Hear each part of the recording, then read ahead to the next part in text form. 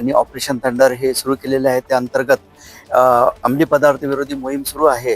त्या अनुषंगाने आम्ही गस्त करीत असताना आम्हाला कामगार नगर गौसिया मस्जिद जोड एका भंगारा दुकानासमोर 3 संशयित इसम, त्याच्यामध्ये एक समीर अहमद सगीर अहमद नावाचा व त्याचे साथीदार हे एमडी ट्रकची विक्री करत आहे अशी माहिती प्राप्त झाली.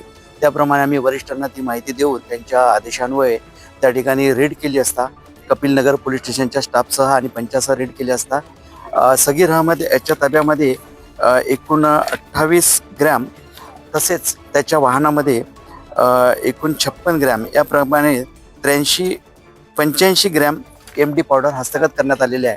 त्याचप्रमाणे त्यांचे mobile, car, motorcycle, bullet motorcycle व मोबाईल जप्त करण्यात आले. तसेच त्याच्या ताब्यातून एमडी विक्री करून मिळालेली रोख रक्कम 2,55,000 जप्त करण्यात आलेली आहे. असा एकूण 12,80,750 रुपयाचा मुद्देमाल या 3 आरोपींना हस्तगत करण्यात आलेला आहे. त्यांच्याबद्दल सदरची कारवाई हे माननीय पोलीस आयुक्त सर यांच्या मार्गदर्शनाखाली तसेच पोलीस उपायुक्त गुन्हे राहुल माकणीकर सर, सहाय्यक पोलीस आयुक्त अभिजित पाटील सर यांच्या मार्गदर्शनाप्रमाणे करण्यात आले असून NDPS पथकाचे मी गजानन गुल्हाने पोलीस निरीक्षक तसेच माझे सर्व पथक आणि कपिलनगर पोलीस स्टेशनचा स्टाफ यांच्या संयुक्त विद्यमाने ही कारवाई करण्यात आली.